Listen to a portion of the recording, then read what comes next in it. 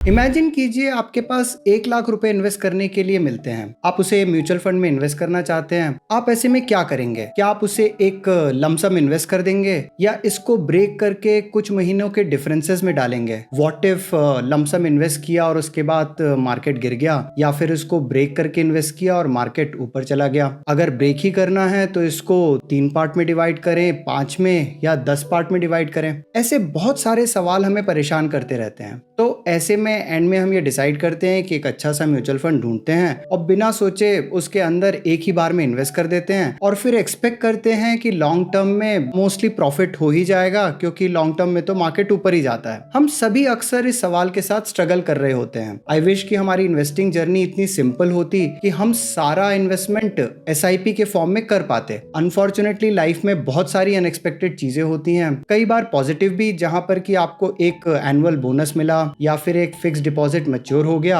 या फिर वो एक रिलेटिव जिसने बहुत सालों से पैसा रिटर्न करने का प्रॉमिस किया था, फाइनली उसने रिटर्न कर ही दिया है। सही बताऊं तो मेरे पास भी इन सवालों का कोई बहुत क्लियर और साइंटिफिक आंसर नहीं था। एक जनरल स्ट्रैटेजी थी, बट इसका एक प्रूवन साइंटिफिक सोल्यूशन मैं ढूंढना चाहता था, और इसलिए मैंने एक 25 ईयर्स के डेटा पर काफी डिटेल स्टडी मैं आपको एक्सप्लेन करना चाहूंगा कि ये वीडियो सही में एक वीडियो ना होकर के मोर ऑफ अ रिसर्च है, और इसके आउटकम से मैंने बहुत कुछ सीखा है और आई एम श्योर आपको भी काफी कुछ सीखने को मिलेगा। हेलो जी, my name is Amit Upadhyay और welcome to my YouTube channel. मैंने एक लंबे कॉर्पोरेट करियर के बाद फाइनेंशियल इंडिपेंडेंस अचीव किया है और अपने इस चैनल के थ्रू मैं अपनी लर्निंग आप सभी के साथ शेयर करना चाहता हूँ। तो इस पिछले 25 ईयर्स के डेटा एनालिसिस के लिए मैंने HDFC flexi cap mutual fund चुना है। ये कोई रिकमेंडेशन नहीं है, जस्ट दैट कि यही एक म्यूचुअल फंड मुझे ऐसा मिला जो कि पिछले 25 ईयर्स से एग्जिस्ट करता था और आज भी आई वुड से कि डिसेंट परफॉर्म कर रहा है। तो आप सभी इसके बारे में जानते ही होंगे। मैं इंडेक्स डेटा पर भी ये सिमुलेशन कर सकता था, बट मैंने ऐसा नहीं किया क्योंकि ज्यादातर लोग म्यूचुअल फंड में कंफर्टेबल होते हैं। तो एक म्यूचुअल फंड पे किया हुआ एनालिसिस आप सभी लोगों को समझने में आसान होगा। यहाँ पर मैंने इस म्यूचुअल फंड के पिछले 25 इयर्स की NAV को डाउनलोड किया। सही मायने में बताऊं तो ये इतना आसान नहीं था जितना कि बोलने में लगता है। अब मैं इस एक्सपेरिमेंट को करता हूं कि इन 25 इयर्स में, जिसमें कि लगभग 6300 के करीब मार्केट डेज हैं, उसमें हाइपोथेटिकली सभी दिनों पर अगर मैंने 1 लाख रुपए का इन्वेस्टमेंट किया होता तो उस केस में आज के टाइम में उस हर एक दिन में किया हुआ इन्वेस्टमेंट आज ग्रो करके कितना हो गया होगा उसको मैं निकालने की कोशिश करूंगा। इस वीडियो में आगे बढ़ने से पहले मैं एक इंपॉर्टेंट पॉइंट डिस्कस करना चाहता हूं। बहुत से लोग जो अपनी इन्वेस्टिंग की जर्नी में कंपैरेटिवली नए हैं, वो छोटे छोटे टुकड़ों में इन्वेस्टिंग सीखने की कोशिश करते हैं और इन्वेस्टिंग और मनी मैनेजमेंट के बहुत से प्रिंसिपल कभी भी ठीक से सीख नहीं पाते हैं। ऐसे गैप को फिल करने के लिए मैं एक बहुत ही अच्छी बुक रेफर करना चाहता हूँ। वो है money guide by Anushka Rathore. ये बुक ज़ेब्रा लर्न प्लेटफॉर्म ने क्रिएट की है, और अगर आप ज़ेब्रा लर्न के बारे में नहीं जानते हैं तो वो एक famous new age learning startup है जिसने कि अपने इंटरैक्टिव बुक्स के थ्रू बुक रीडिंग को काफी इंटरेस्टिंग बनाया है। इनके फाउंडर्स ने शार्क टैंक पर भी फंडिंग सिक्योर की थी। इंडिया में रेयरली ऐसी बुक्स हैं जो कि पर्सनल फाइनेंस और लाइफस्टाइल मैनेजमेंट को कवर करती हैं। इंपॉर्टेंट टॉपिक जैसे कि कार कब खरीदना चाहिए, घर रेंट करें या बाय करें, कॉम्प्रिहेंसिव इंश्योरेंस प्लान कितना और कैसे लेना चाहिए, इन सभी को डिटेल तरीके से कवर किया हुआ है। इसके अलावा इसमें एडवांस टॉपिक जैसे कि पोर्टफोलियो मैनेजमेंट करना भी बहुत अच्छे से समझाया गया है। एक टॉपिक जो कि इस ऑडियंस के लिए सबसे ज्यादा रेलेवेंट होगा वो है म्यूचुअल फंड। म्यूचुअल फंड कैसे काम करते हैं, वो कितने तरीके के होते हैं, उनको सेलेक्ट करने का सबसे सही तरीका क्या है, और मेरा फेवरेट पार्ट कि वो कौन सी गलतियां हैं जिनको कि म्यूचुअल फंड लेते समय अवॉइड करना चाहिए। ये सभी कुछ बहुत अच्छे से कवर किया है। ये बुक सिर्फ पैसिव रीडिंग के लिए नहीं है, इसमें बहुत सारे टूल्स, वर्कशीट, कैलकुलेटर्स दिए हुए हैं जिसको कि आप इमीडिएटली अपने पर्सनल फाइनेंस मैनेजमेंट में इंप्लीमेंट कर सकते हैं।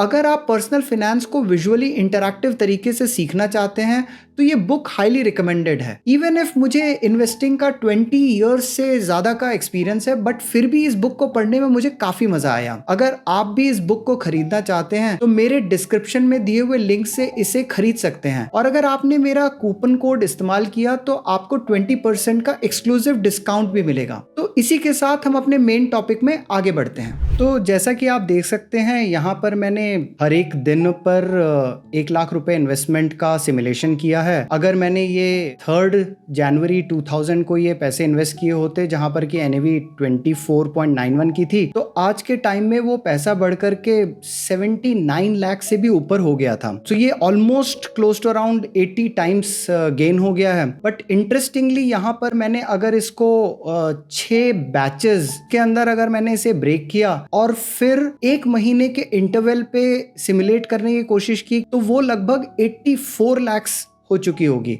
सो इंटरेस्टिंगली यहाँ पर मुझे लगभग 4.79 लाख्स का एक्स्ट्रा गेन मिला है, जो कि अगर मैं 6 बैचेस के फॉर्म में अगर करता हूँ तो यहाँ आपको शायद लगेगा कि यहाँ तो बैचेस बहुत ही अच्छा परफॉर्म कर रहा है। बट यही अगर डेटा मैंने पूरे ड्यूरेशन के लिए, यानी कि पूरे 25 साल और 6000 से ज़्यादा डेट्स के लिए अगर मैंने इस डेटा को सिमुलेट किया, तो मुझे एक इंटरेस्टिंग आउटकम निकल करके आता है कि सिर्फ 33% ऑफ द टाइम्स ही ऐसा होगा जिसमें कि ये बैचेस के फॉर्म में किया हुआ इन्वेस्टमेंट जो है वो बेहतर रिटर्न देता है।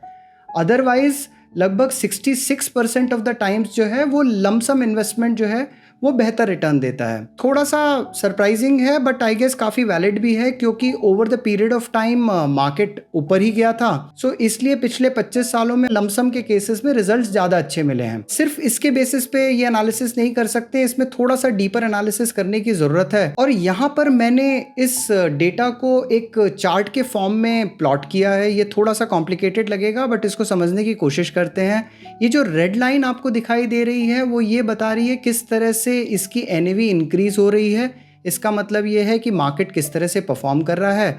और ये जो ब्लू लाइंस आपको दिखाई दे रही हैं वो ये बता रही हैं कि इन दैट पर्टिकुलर डे अगर हमने इन्वेस्ट किया होता, तो अगर ये इस सेंट्रल लाइन जो कि 0 पर है इससे अगर ऊपर की तरफ है, उस समय जो हमारे बैचेस में किया हुआ इन्वेस्टमेंट है उसने पॉजिटिव रिटर्न दिए हैं।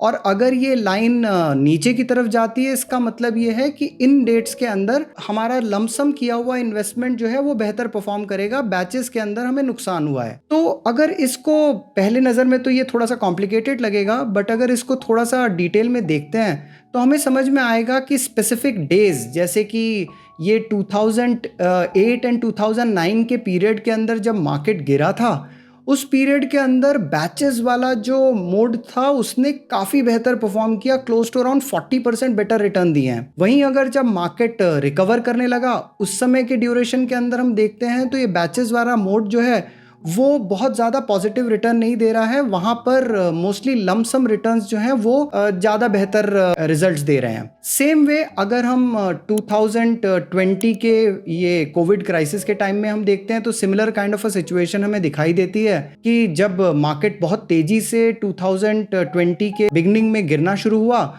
उस समय ये जो बैचेस का मोड था उसने हमें बेहतर रिटर्न दिए, 25% से भी ज़्यादा रिटर्न दे रहा था। वहीं अगर लेटर ऑन जब मार्केट अपवर्ड स्विंग में था तो उस समय लमसम इन्वेस्टमेंट का जो मोड था उसने हमें बेहतर रिटर्न दिए हैं। और वहीं अगर हम इस बीच के ड्यूरेशन को देखते हैं जहाँ पर कि मार्केट साइडवेज था 2017-18 के ड्यूरेशन के अंदर, तो ये कहीं ना कहीं बीच में रिजल्ट निकल करके आता है। तो इस बात से हमें समझ में आता है कि मार्केट के डिफरेंट जो फेजेस होते हैं उन फेजेस के अंदर अगर हम इन्वेस्टमेंट के डिफरेंट मेथड्स यूज करते हैं तो हमें रिटर्न डिफरेंट तरीके के मिलते हैं। तो इस एनालिसिस को थोड़ा सा आगे बढ़ाने के लिए मैंने इन 25 साल के ड्यूरेशन को 3 फेजेस के अंदर डिवाइड किया। पहला फेज है बुल फेज, जहां पर कि लगभग 20% से भी ज्यादा मार्केट अप हुआ है और ये ड्यूरेशन लगभग 2 महीने से ज्यादा चलती है। जो बियर फेज है वहां पर मार्केट गिर रहा होता है और लगभग 20% से ज्यादा मार्केट गिरता है और ये भी फेज जो है लगभग 2 महीने से ज्यादा चल रही होती है। और इन दोनों फेजेस के बीच का जो ड्यूरेशन है वो है साइडवे मार्केट फेज, जिसमें कि मार्केट 5 to 10% ऊपर या नीचे हो रहा होता है। सो इस तरह से जब मैंने मार्केट को डिफरेंट फेजेस के अंदर डिवाइड किया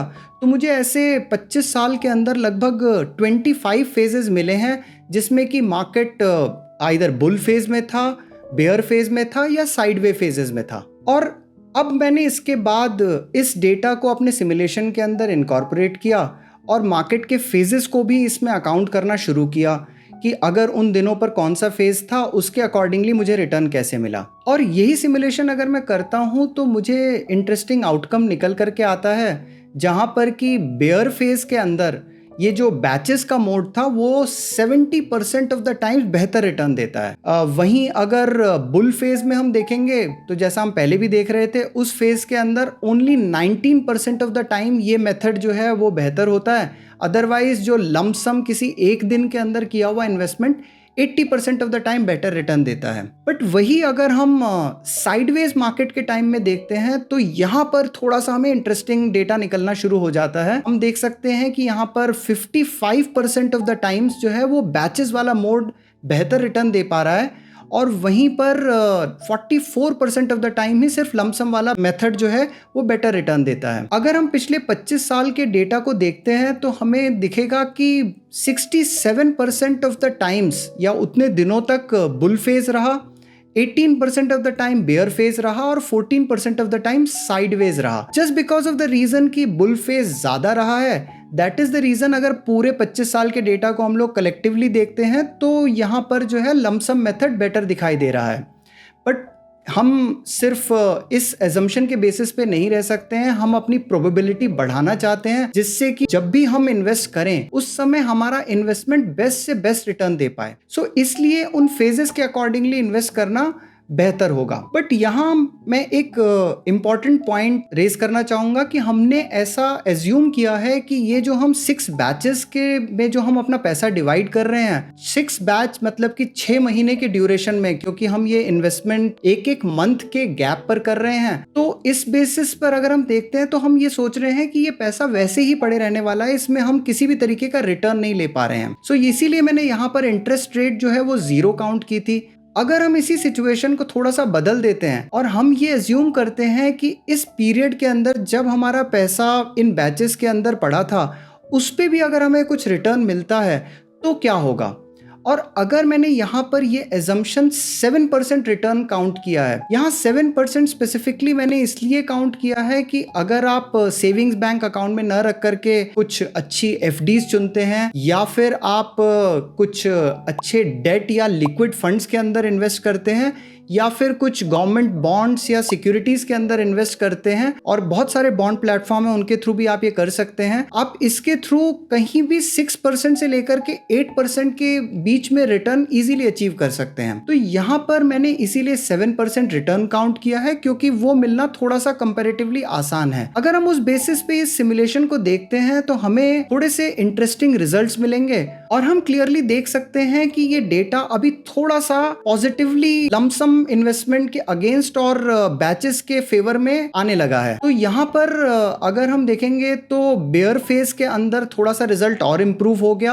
76% ऑफ द टाइम बैचेस के अंदर जो इन्वेस्टमेंट मेथड है वो बेटर रिटर्न दे रहा है, और सबसे ज़्यादा पॉजिटिव इम्पैक्ट आया है साइडवेज मार्केट के टाइम में, जहां पर कि ये रिटर्न जो है 61% ऑफ द टाइम बैचेस के फॉर्म के अंदर हमें बेहतर दे रहा है। सो इससे क्लियरली एक स्ट्रैटेजी निकल करके आती है कि अगर मार्केट अपने बुल फेज में है तो यहाँ पर टाइमिंग करने की जरूरत नहीं है, बैचेस में उसको डिवाइड करने की जरूरत नहीं है, जितना जल्दी उसे मार्केट के अंदर इन्वेस्ट करते हैं उतना ही बेहतर होगा। वहीं अगर मार्केट बेयर फेज में है, गिरता जा रहा है, तो ऐसी सिचुएशन के अंदर इट इज बेटर कि आप अपने इन्वेस्टेबल कॉर्पस को बैचेस के अंदर डिवाइड करें। जैसे मैंने यहाँ 6 बैचेस के अंदर इसको डिवाइड किया था और उसे एक महीने के इंटरवल के अंदर इन्वेस्ट किया है, तो ये स्ट्रैटेजी जो है लगभग 76% of the time better return देती है। और वही अगर अनसर्टेन टाइम है जहां पर कि हमें नहीं पता चल रहा है कि मार्केट अपने बुल फेज में है या बेयर फेज में है, तो वहां पर भी अगर हम बैचेस के फॉर्म के अंदर इन्वेस्ट करते हैं तो 61% ऑफ द टाइम्स ये चांसेस हैं कि आप बेहतर रिटर्न ले पाएंगे। बट मैं अपना सिमुलेशन स्टिल यहाँ पर अजम्पशंस पर नहीं छोड़ना चाहता था। मैंने 6 बैचेस ही क्यों चुने हैं इसका कोई मुझे बहुत क्लियर आंसर नहीं था, तो मैंने यहाँ पर डिसाइड किया कि क्यों ना इस सिमुलेशन को बहुत सारे डिफरेंट बैचेस साइज के अंदर मैं ट्राई करके देखूं। तो जब मैंने ये सेम सिमुलेशन 5 बैचेस से लेकर के 10 बैचेस के बीच के अंदर रन किया और फिर उसके रिजल्ट्स देखने की कोशिश की तो मुझे काफी इंटरेस्टिंग रिजल्ट्स मिले। तो यहाँ इस चार्ट के अंदर मैंने वो डिफरेंट बैचेस के रिजल्ट्स को हाईलाइट करने की कोशिश की है, जहां पर कि मैंने 5 से 10 बैचेस के बीच के अंदर इसको डिवाइड किया और रिजल्ट देखने की कोशिश की। तो मुझे क्लियरली समझ में आया कि 7 और 8 बैचेस के अंदर ये रिजल्ट सबसे बेहतर होता है। यानी कि अगर मैं इसे 7 बैचेस में डिवाइड करता हूँ तो 63% ऑफ द टाइम्स ये चांसेस हैं कि बैचेस में किया हुआ जो इन्वेस्टमेंट है वो हमें बेहतर रिटर्न देगा। और ये बेयर फेज के अंदर भी काफी अच्छा रिटर्न दे रहा है, लगभग 78% ऑफ द टाइम्स। सो इसी के साथ बहुत ही क्लियरली हमारी स्ट्रैटेजी डिफाइन हो सकती है कि जब भी हमें इस तरीके का लमसम इन्वेस्टमेंट करना हो, सो अनलेस एंड अनटिल जब तक कि मार्केट अपने बुल फेज में है, हमेशा बैचेस के अंदर डिवाइड करना बेहतर स्ट्रैटेजी होगी। और 7 to 8 बैचेस जो कि एक एक महीने के इंटरवल पे हों, इसका मतलब है 7 से 8 महीने के ड्यूरेशन के अंदर ब्रेक डाउन करके अगर हम उसे इन्वेस्ट करते हैं तो हमें बेहतर रिटर्न मिलने के चांसेस ज़्यादा हो जाते हैं। बट यहाँ आपको एक बात का ध्यान रखना बहुत ज़्यादा ज़रूरी है कि जब आप बैचेस के अंदर डिवाइड करते हैं तो उस समय अपने पैसे को सेविंग्स बैंक अकाउंट में इसी तरह से छोड़ मत दीजिए, उसको कहीं किसी ऐसे मोड के अंदर इन्वेस्ट कीजिए जहां पर कि आपको रिटर्न एश्योर्ड हो और लगभग 6 से 8% के बीच में आपको रिटर्न मिल सके। तो इसी के साथ हम अपने वीडियो के एंड में पहुंचते हैं। आई एम श्योर आपको ये इन्फॉर्मेशन काफी इंसाइटफुल लगी होगी। अगर आपको मेरा ये वीडियो पसंद आया तो प्लीज इसे लाइक कीजिए और चैनल को सब्सक्राइब कीजिए, जिससे कि इसी तरीके के इंसाइटफुल वीडियोस आप फ्यूचर में भी देख सकते हैं। जल्दी मिलते हैं एक और वीडियो के साथ, तब तक बाय बाय।